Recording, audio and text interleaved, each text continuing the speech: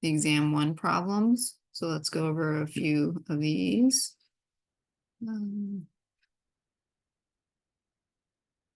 Okay, so here's exam 1.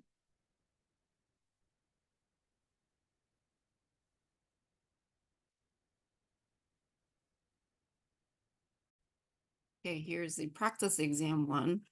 I meant to say. So let's go over these problems. Use factoring to solve the quadratic equation. And for this one, we can use the big X method and think about what multiplies to -63, the C term, and then what is a sum of the B term, which is -2. And I'm thinking 9 and 7. And then because the 2 is negative, we're going to make the X or the 9 negative. So X squared minus 63, I know it's going to be broken down with X and X because that's how X squared is split up. And then we're going to use -9 and +7. At this point, you can FOIL to double check that your factors are correct. I'm going to skip that part and leave that up to you. After you've set both of those, you can set to 0, and then adding 9 gives us X equals 9 and -7. And so here you would type in the factored form, not the answer itself. X minus 7, X plus 7, and then here we will do the 9 and then -7. A good way to double check is to substitute these values back in to the original equations, and then you can double check that it does give you 0.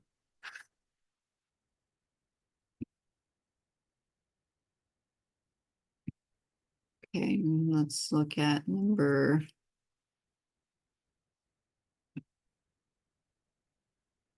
Oops, I forgot to click some next.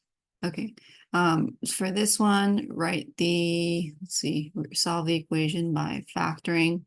So we have 9x squared plus 21x minus 8. For this, because you have a coefficient in front of x squared, that a is not 1, it's 9. You're going to do the AC method where you multiply the a and the c. 9 times -8 gives you -72. And then you still use the b term for the sum. And sometimes it's not as easy for finding the products of 72 and sum 21. That's where I like to use my calculator and go to y equals, and then do 72 divided by x. And if you go to the table, this will give you all the sums of, or not sums, products of 72. And you want to look for one that'll give you 21. So let's go down and see 172, 236, 3 and 24 would work, right? So I'm going to pick 3 and 24. I'm going to make the 3 negative because we want a positive 21. So -3 times 24 gives us -72, but -3 plus 24 adds to 21. At this point, I see a lot of students say, okay, so it's like the previous problem. They're going to say x minus 3, x plus 24.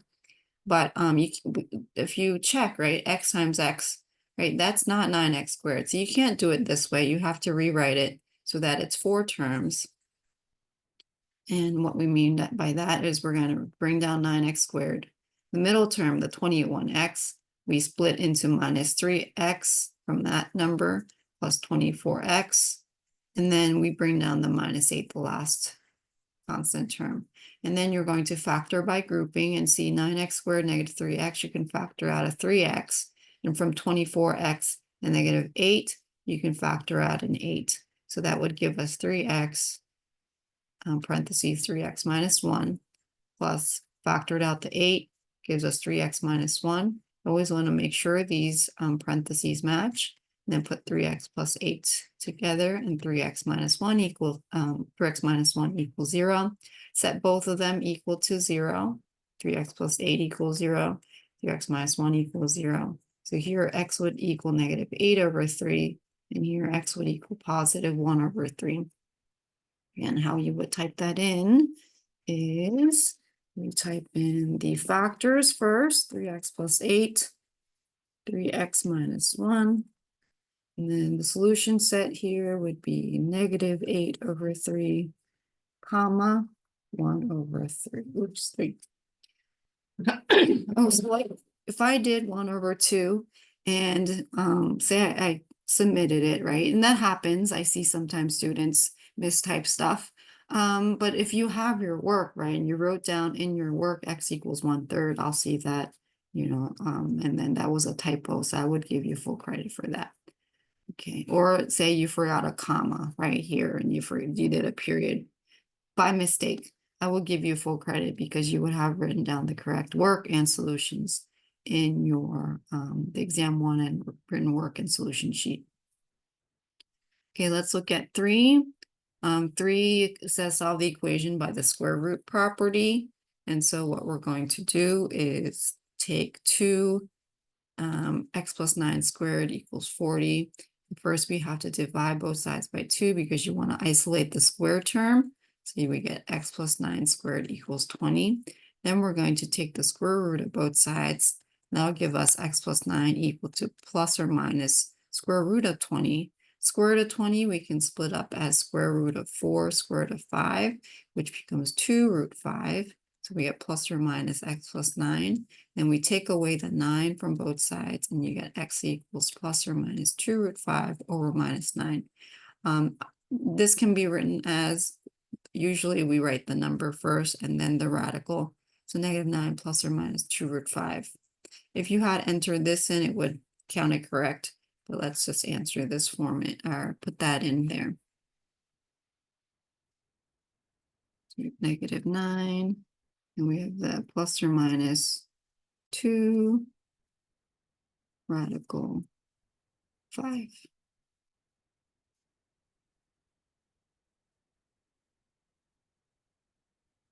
Okay, for this one, it asks us to use this quadratic formula. And I gave you the quadratic formula in the exam work and solution sheet, so you don't have to memorize it. I mean, by now you should have it memorized, but in case sometimes you get nervous and you forget. So it is on there. And so the quadratic formula is negative b plus or minus b squared minus 4ac all over 2a. And so here a is 1, b is negative 10, and c is 41. So let's plug that in as negative b, which is negative 10. So that makes it positive 10 plus or minus negative 10 squared is 100. Minus 4 times 1 times c is 41. So I probably have to put that in the calculator. 2 times 1. And so if I put that in the calculator, I get 100, 100 minus 4 times 1 times 41. Okay, so it gives us negative 64. And plus or minus square root of negative 64. Square root of negative 64. You learned this in algebra, in your college algebra class or algebra class. This is 8i. And so if you had put that in the calculator, right? Say, for example, I had done the square root of negative 64. It's not going to give me the answer because it's a non-real answer. It's an imaginary answer. So you have to figure out square root of negative 64 is 8i. Okay, so now this is over 2. So we have x equals 10 plus or minus 8i over 2. So because it's divided by 2, you need to divide 10 by 2 and 8i by 2, which is 5 plus or minus 4i. So let me type that in.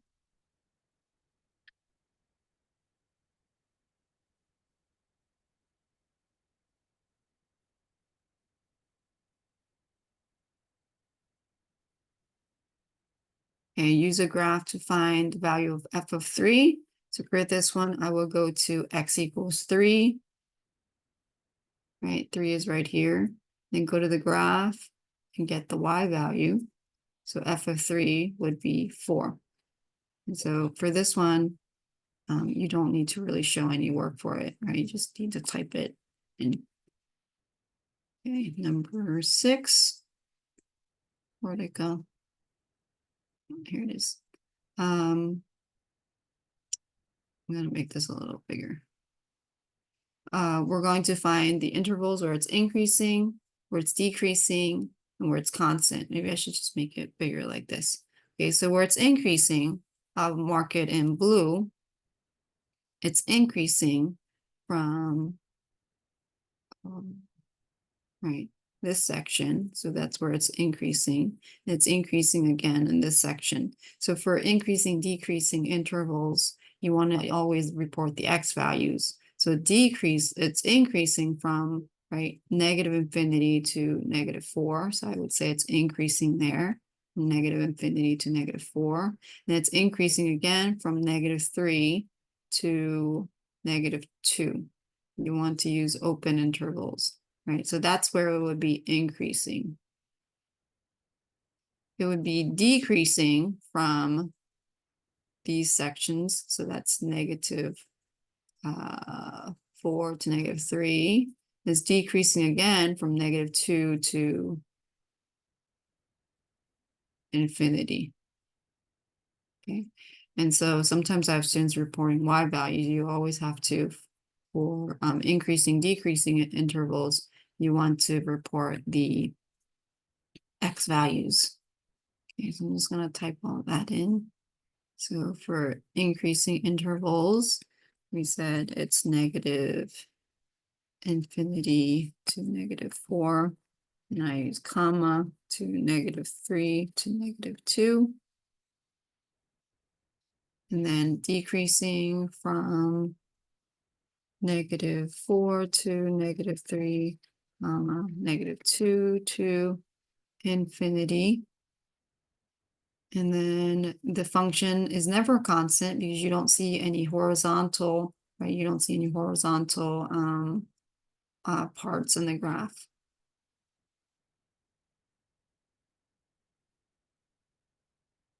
Okay, we're going to use the vertex and intercepts to sketch the graph of this quadratic functions.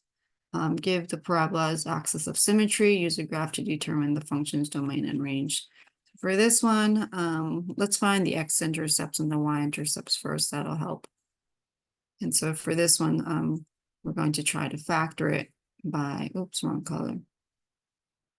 What multiplies to -16 and adds to -6 are 8 and 2, where the 8 is negative. So if I factor, that's going to help me get the x-intercepts. So the x-intercepts, although it doesn't ask, it helps with the graphing, would be 8 and -2. Okay, so those would be my x-intercepts.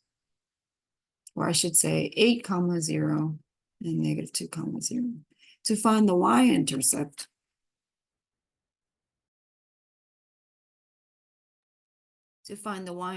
you would plug in 0 in for x.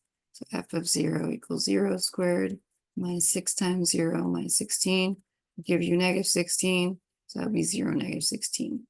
To find the vertex, I would use the formula -b over 2a, which is negative of -6 over 2 times 1. And that'll give us 6 over 2. So the vertex, the x value is 3. To find the y value, you could also just plug that in. 3 squared minus 6 times 3 minus 16. So that'd be 9 minus 18 minus 16, which if we do 9 minus 18 first, that'd be -8 minus 16, which would give you -24. So 3, -24. You could now graph, and let's do the graph. If we, let me try to move this over.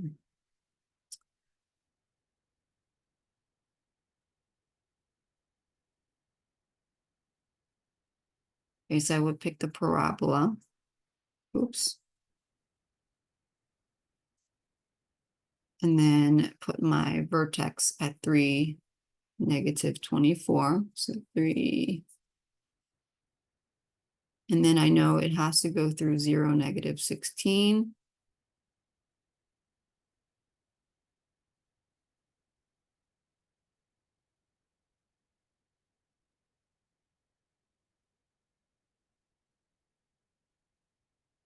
And then it should go through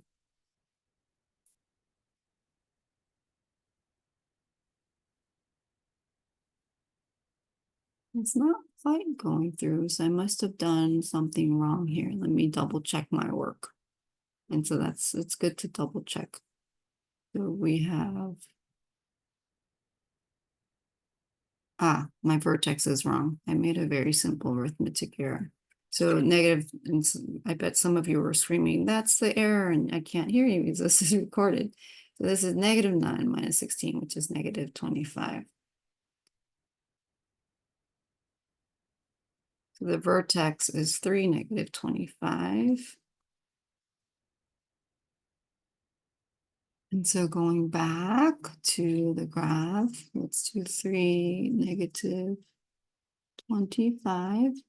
And then it should go through -16. And now you can see it goes through -2 and +8. Okay. Axis of symmetry is the axis that cuts the graph right in half in the middle. You can see it's kind of wobbly on my graph. This is going to be x equals 3, which is the x value of the vertex, right? And so we type that in and make sure you type in x equals 3. And then the domain is -infinity to infinity, because it goes all the way to the right and all the way to the left for all the x values. The range, the lowest y value, the range you go from low to high y values, the lowest y value is -25, which is again the y value of the vertex. And then it goes all the way to infinity for all the y values. Of course, you could have graphed this too, so I'm going to do that right now. On your graphing calculator, you could type in x squared minus 6x minus 16. Of course, it's not going to show you the whole graph. You could even, change the window, or you can even zoom out. So let's zoom out a bit. Okay. And so you could zoom out. Actually, I'm actually going to change it so that it has the same dimensions as the given graph. So for x minimum, it says the lowest x min value is -10. The highest x max value is 10. And then the y minimum, it says the lowest is -30. And the highest y value on the dimension of the graph that's on the problem is 5. Let's click graph, and then gives you a graph that's similar to it. Okay, so you can see the x value, the x-intercepts -2, +8. You can see that, if you go to second calc, value at x equals 0 is y equals -16. That's the y-intercept. And to find the vertex, you could even have it calculate the minimum value, since it's a parabola that opens up, and say the left bound of the vertex is there, the cursor on the right side, and then click enter, and it gives you 3, -25. Okay, so now let's go on to, I think we're done with that problem. So click on next, move on. It says here, use a graphing calculator to graph and determine the values. So I want you to use a graphing calculator for this. Although you could do it by hand, this problem is testing to see, do you know how to use your functions in your graphing calculator?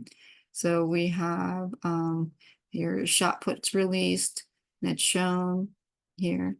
And it's modeled by -0.04 x squared plus 2.1 x plus 5.3. Now it's to find the maximum height of the shot. The maximum height of the shot, it's going to be the vertex, right? That's the maximum height, vertex.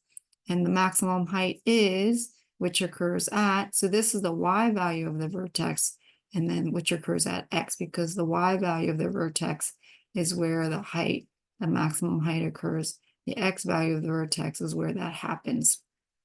Okay, so let's find the vertex first using the graphing calculator here. So we're going to type it in, y equals -0.04 x squared plus 2.1 x plus 5.3. 3. I'm also going to change the dimensions of the graph to match the dimensions here. I'm given it's from x value is going to be 0, and the x maximum value is 100. I'm going to make the x scale go up by tens. And the y minimum, the lowest y value on the graph is 0. The highest y value is 50. And I'll also make that go by tens. And then if we hit graph, okay, we get something that looks like this. So to go to the vertex, we go to second calc. The vertex is now a maximum point. And then I get the left bound of the vertex, the right bound of the vertex. And its guesses x is 26.25. So that's where it occurs. I'm going to put that right here. It says round to 4 decimal places, so it's 26.25. The y value, I'm going to type in, that's the maximum height, 32, and type in 8625, all those values, because it's round to 4 decimal places. Okay, what's the shot's maximum horizontal distance? That's going to be your x-intercept, right? Your x-intercept is where it falls. That's the maximum horizontal distance from the point of release. And so for the x-intercept, again, go to the graphing calculator, we go to second calc, and the other word for x-intercept we learned is 0. So you want to go to the x-intercept and say, put that on the left bound, and then I'm going to put it on the right bound. The right side, it's under the x-axis, so you won't see the cursor. If you take a guess, I'll give you that the x value is 54. We want to round to the nearest tenth, so it's 54.9. So we round to 55.0. From what height was a shot released? That's going to be your y-intercept, right? And to find the y-intercept, this is the actual easiest one. So you go to second calc. All y-intercepts have zeros, that is the x value. So it gives us that y, that's 5.3. Okay, all of this could be done using, you can do it without a calculator. Here you would do negative b over 2a and then find the y value by plugging in whatever your negative p over 2a value is. B, you can find the 0 by using the quadratic formula. And to find the or the positive x-intercept. And then for C, you would find the y-intercept. Okay, let's move on because time is ticking. And we have maximum 2 hours for this exam. And so we are at this function here for the polynomial function, negative x squared x minus 2x plus 4. Answer the parts A through E. So let's see. Let's clear this first. And so to find, it says use the leading coefficient test. And what that leading coefficient test is, you have to find the degree of this function, the degree because it's in factored form. N is 2 plus 1 plus 1, which is 4, has an even degree. The leading coefficient is negative. So if it's negative, so your leading coefficient is negative and your your degree is even, it's going to fall both on the left and on the right. Okay, what are the x-intercepts? The x-intercepts is what you get after you set all the factors to 0. So if x squared equal to 0, x minus 2 equal to 0, x plus 4 equal to 0. And so this, actually, you don't even need squared. So that's the first x-intercept. You have 2, you have negative 4. So those are all the x-intercepts that I'm going to list here. 0, 2, negative 4. And then it says, where does the graph cross the x-axis? The graph crosses the x-axis for those zeros that have multiplicities that are odd. And here the multiplicity of 2 is 1. And then the multiplicity of 4 is 1. So those are odd. So I know it's going to cross at 2, negative 4.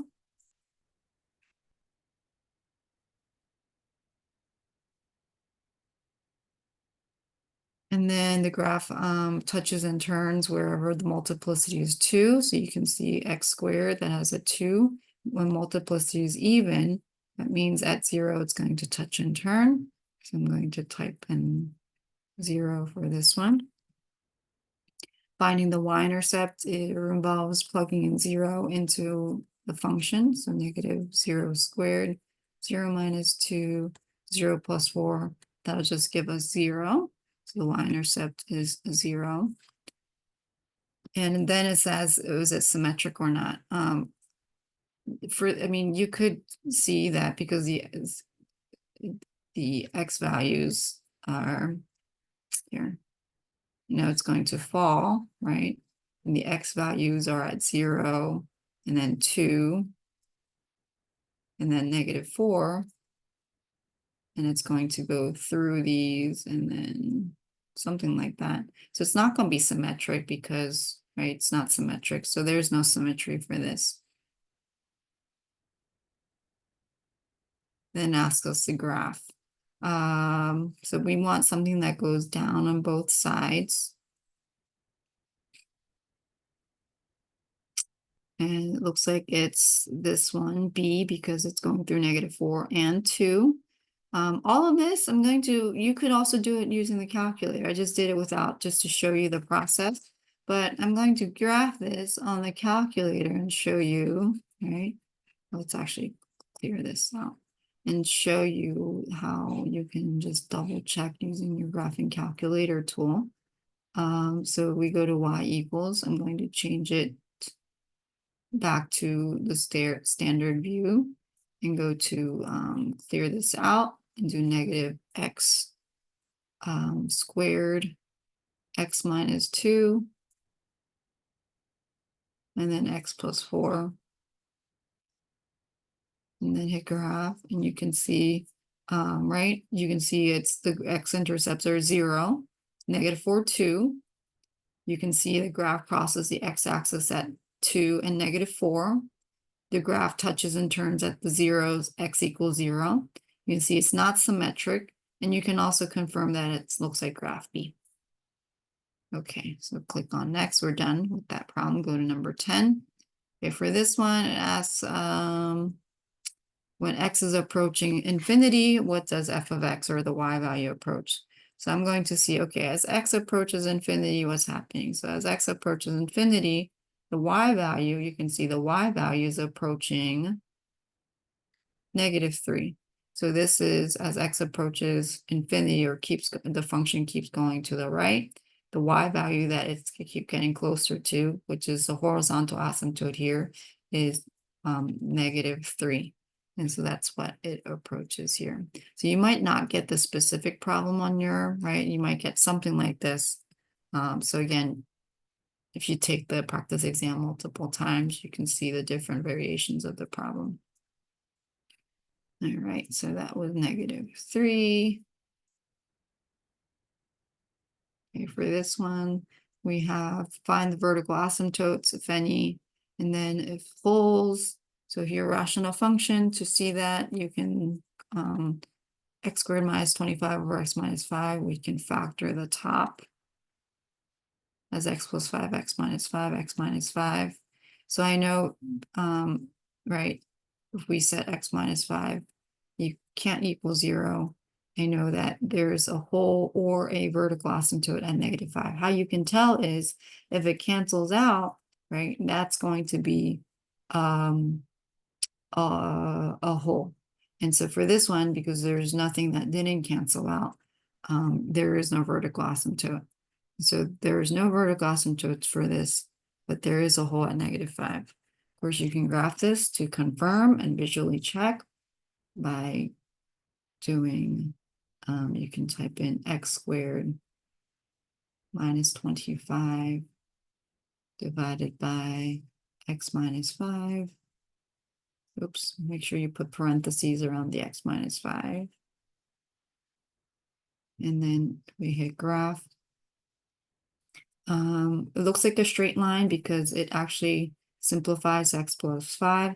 You can't physically like see the hole, but if you go to the table, right, you can see at, oops, I made a mistake. That's a good thing I checked. This should be positive 5 because you would add 5 to both sides. And so at 5, you would see that there's a hole. And so make sure that now we go back and make that positive 5. Okay, horizontal asymptotes, you compare the degree of the numerator function with the degree of the denominator function. So here the degree is 1, and that's less than the degree of the bottom. And so for this one, the horizontal asymptote is y equals 0. And you can double check by plugging it in to the graph. And so I'm going to type it in as a fraction this time, 19x, and then 3x squared plus 8. And we graph, you can see over the, as x approaches infinity and x approaches negative infinity, the horizontal asymptote, right, is y equals 0.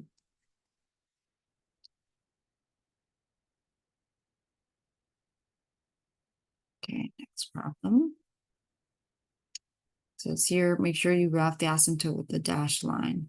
Okay, so 8 negative x, when there's a negative in front of the exponent, that's going to be the graph of 8 to the x reflected on the y-axis. And so we can graph, get the exponential function, and then reflect over the y-axis. And I also need to draw the horizontal asymptote at y equals 0. So now it has both. And so we said the horizontal asymptote is y equals 0. The domain for all exponential function is what? Negative infinity to infinity. And then the range is, it starts from 0, and the lowest y value can go to 0. Never reaches 0, that's why we put parentheses. It goes, keep going up to positive infinity. And I guess that's it. And of course you can graph these too, right? You can graph anything using your graphing calculator. So you could type in 8 to the negative x and get a graph. Doesn't give you the horizontal asymptote. You just need to know there's a horizontal asymptote there. Okay, so I think that's done. Okay, we want to write this equation in equivalent log form. Becomes log, the base is 9 of 6,561, and the log always equals the exponent. The exponents are always on the other side by itself. Okay, so I would type that in there. So you would type in log, and the base button is here, and then 6,561 equals 4. Okay, so here I write, you can use the calculator for all the problems on the exam. Because it's the instructions, it says evaluate the expression without using a calculator. I mean, you should be able to do these without the calculator, but you can always, you always have access to your calculator. So I know this is going to be -3 because 4 to the third is 64. So I know if I take the base 4, raise it to a -3 power, gives you 1 over 64, because this would be written as 1 over 4 to the third, which is 1 to the third, 4 to the third, and then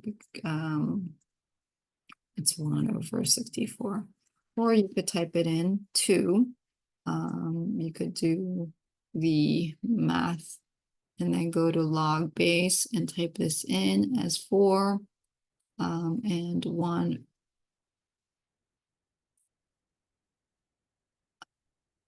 Delete that. Okay, come back. 1 over 64, that give you -3. For those of you who don't have the log base button, like some of you have the older models, you have to use a change of base property. So that would be log of 1 over 64, then divide by, again, log of the base, which is 4, and that'll still give you the same thing. It's just a little more typing. Okay, so let me type in -3 in here.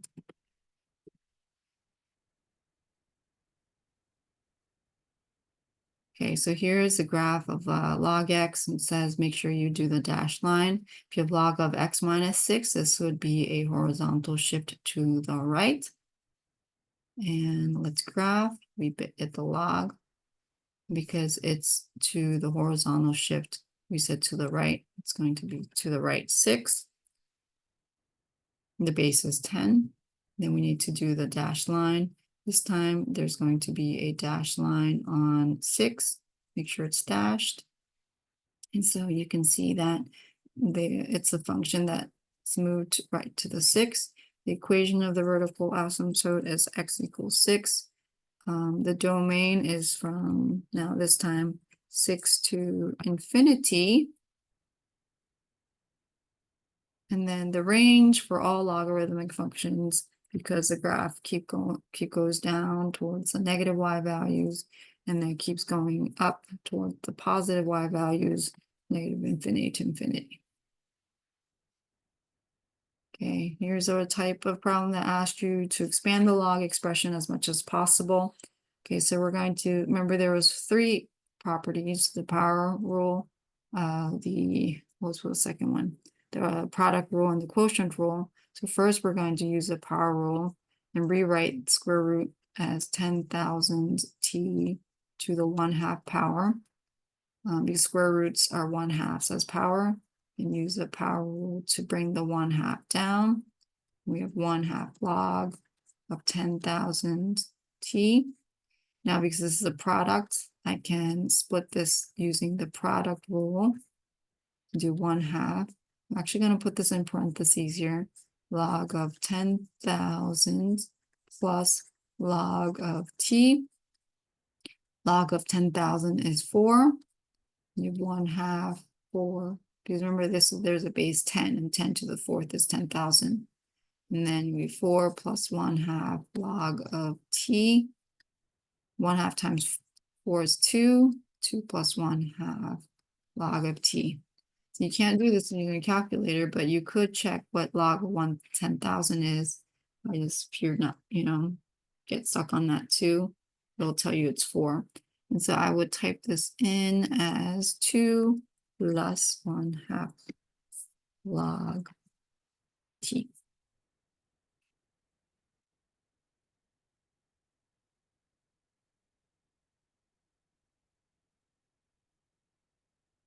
Okay, solving the exponential equation by expressing each side as a part of the same base and then equating the exponents. So let's express both sides as base 5, x minus 4 over 6 square roots again. I can rewrite as 5 to the 1/2. The common bases cancel. So we have x minus 4 equals 1/2. I'm going to do cross multiply and get 2x minus 4 equals 6, which is 2x minus 8 equals 6. And adding both 8 to both sides, you get 14. X is equal to 7. And you can always double check to see that that's the solution. I'll leave that up to you.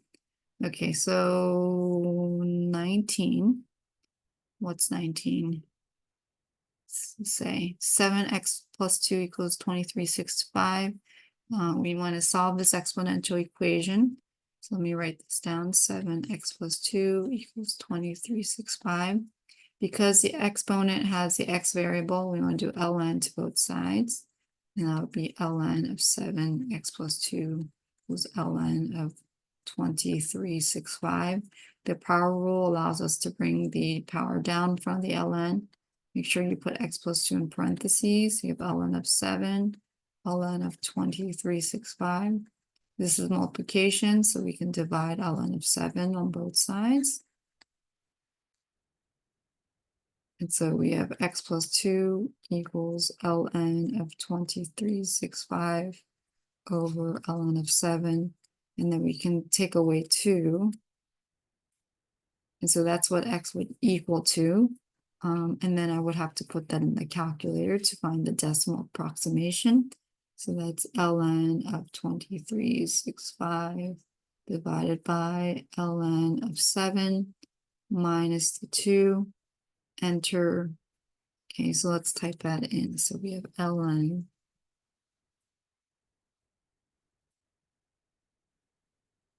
2365 over ln of 7 minus 2. And then for the solution set, it says 2 decimal places, so it's 1.99. You can double check, right, just to see is 1.99 my answer. And you can check by saying 7 to the 1.99 plus 2. And it should give you something close to 2365. It doesn't quite, because I use the decimal approximation 1.99, not the exact answer. Okay, let's click on next, moving right along. We have this log equation. We want to solve this log equation. 8 plus 3 ln of x equals 7. First, we need to isolate the log term. So let's take the 8 away on both sides. So we have 3 ln of x equals -1. Let's divide 3 on both sides, and you get ln of x equals -1/3. And then what's the base here? The base, we don't see it, but we need to know the base is e. So we have e to the -1/3 is equal to x, because you're rewriting log form into exponential form. So that's what you want to type here. So e to the -1/3 is the exact solution set. And then we need to get the decimal approximation. So it's second e to the -1/3 is 2 decimal places as needed, so 0.72. So how you double check is you plug it into the original, right? You do 8 plus 3 ln. I'm actually just going to use exact answer, and then that should give me 7, okay? So you can double check your answer if you have time. So next, 21. Solve the logarithmic equation. For these, it says be sure to reject any that's not in the domain. So we have log base 2 x plus 7 minus log base 2 x minus 8 equals 4.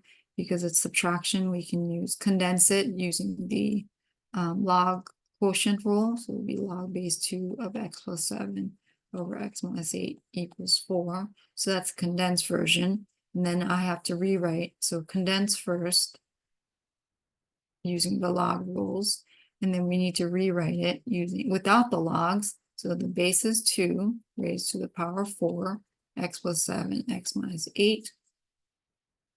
It says rewrite the given equation without logarithms, so that's what's going to go here. 2 to the 4th equals x plus 7, x minus 8. Okay, and now we're going to, we're going to solve for the solution set. 2 to the 4th is 16. So we got 16 equals x plus 7, x minus 8. I'm going to multiply x minus 8 on both sides to get rid of this x minus 8. We have 16 times x. What is 16 times 8? Think about that. 16 times 8 is 120, negative 128. It's x plus 7. Let's subtract x to get rid of that x and add 128 to both sides. We have 15x equals 135. And then divide 135 by 15 gives us 9. Okay, I would double check this one too, right? Because why not? So we have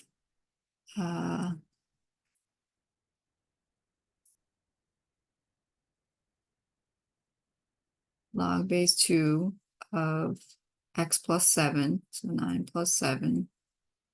And then it's minus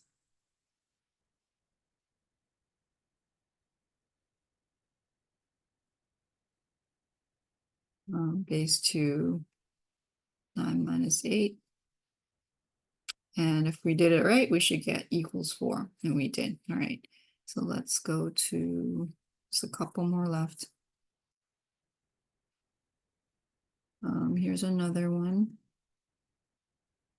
looks like we have to condense again. Log of x plus 4 minus log 2 equals log of 4x plus 5. And so let's rewrite it as log of x plus 14 over log of 2. Oops, I did it wrong. We condense, you have a single log. So log of x plus 14 over 2 equals log of 4x plus 5. Okay, this was one of the cases where if you have a log on the left and a single log on the right, both logs cancel each other out, and you're left with x plus 14 over 2 equals 4x plus 5. Multiply 2 on both sides to cancel that 2. So you have x plus 14 equals 8x plus 10. We'll subtract this x over. We'll subtract this 10 over. You have 4 equals 7x. And dividing both sides by 7, you have x is equal to 4/7. So for this part, what does this want us to write? It says rewrite the given equation without the logarithms. So that would be the x plus 14 over 2 equals 4x plus 5, right? When after we cancel out the logs. And the solution set is 4/7. So I would double check because we could have made a mistake. So let's check here. So log of 4/7 plus 14 minus log of 2.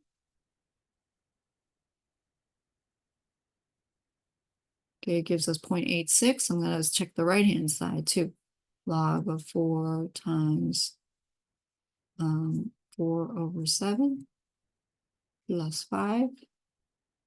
We should get the same thing. So because we get 0.86 on the left, 0.86 on the right, they're both the same. Okay, so moving along. Okay, here's a half-life problem. The half-life of a certain tranquilizer is 39 hours. How long will it take for the drug to decay to 93% of the original dosage? Use the exponential decay model. A equals A, not A initial, e to the kt power. Okay, so we need to find the decay rate, k first. And so rewriting this down, eventually, right, we want to find time. In order to find time, we need the model, and we don't have the model because we don't have the k. So first thing is to solve for k, the decay rate. We can do that because we're given the half-life, so the final amount of initial, and I'm just going to take 1, whatever it starts with, it's 1 of something. The half-life final amount is 1/2. So we have E, T is 39, and that'll help us find K. So I can erase the 1 here. This 1E is just E, and take ln of both sides. 39K. The 39K would come down. ln of 1/2 will be 39K. And what's ln of E? ln of E is just 1. So that goes away. So now we can divide both sides by 39, and that'll give us what K is equal to. ln of 1/2 over 39. So go to the calculator and type in ln of 0.5, or you could do 1/2 divided by 39. Should be negative because this is, right, it's a decreasing amount. So it's going to give us negative, I'm going to use 4 decimal places, negative 0.017. I'll do 7. I'll do another one, 7. So the model I'm going to use is A equals A initial E, so negative 0.01777T. Okay, now I can answer the question. This is how long will it take for the drug to decay to the original, the 93%? Well, 93% is 0.93 if you're starting with 1. So the final amount that I'm trying to see, it's decaying to 0.93. A initial, I'm just going to use 1. E negative 0.01777T. Okay, again, we don't need the 1. So I'm going to take ln of 0.93 on both sides. ln of e negative 0.01777t. ln of e would be 1, and then that would use the power rule, come down. So ln of 0.93 equals negative 0.01777t. Now divide everything by negative 0.01777, negative 0.01777, and that'll give me t. So let's put that in the calculator. ln of 0.93 divided by negative 0.01777. Okay, so it says 4.08, and then around to 4.1 because it says 1 decimal place. So I am looking for all of this work, okay, when you turn in your written work and solution sheet. Okay, so next is, what does this say? Use your graphing calculator to solve. Okay, so for these, no, it says, I got one email saying, do I have to use Gaussian elimination? We didn't learn Gaussian elimination because I want you to use your calculators for these. And so for this, we would have to use a matrix function, right? Go to second matrix, and then whenever we want to enter, we want to go to edit. And this is a 4x5 matrix because that's 4 equations and 5 columns. And so we need to type in the coefficient. The first column is W, so the X, and then the Y, the Z, and then the equals. So we would type in 1, -3, -1, -4, and 6. And then the second equation, 1, 1, -1. And that would be 0, 2. So this one is 0. This one's 2, 3, 2, 0, 1, 5, 0, 5, -4, 1, and -1. At this point, just double check that it's entered incorrectly. I'm going to glance at it to see. This is where a lot of times you can make a mistake and it'll throw you off. Okay, so now I'm going to quit out and then clear all this out and go to matrix again. And then for this, we're going to go to math and then do RR reduced row echelon form, and call your matrix back. And it gives you a nice row diagonal. So it means 1x is equal to 2. Y is equal to 0. W is equal to 0. And then C is equal to -1. Okay, so all my values, right, are right here. Okay, let's go to next. And use your graphing calculator to solve. So I'm going to go back to the matrix calculator and go to edit. And this time it's a 3x4 matrix. We'll type in the values again. So 9, 20, 2, 19, 4, 9, 2, -5, 1, 2, -2, 9.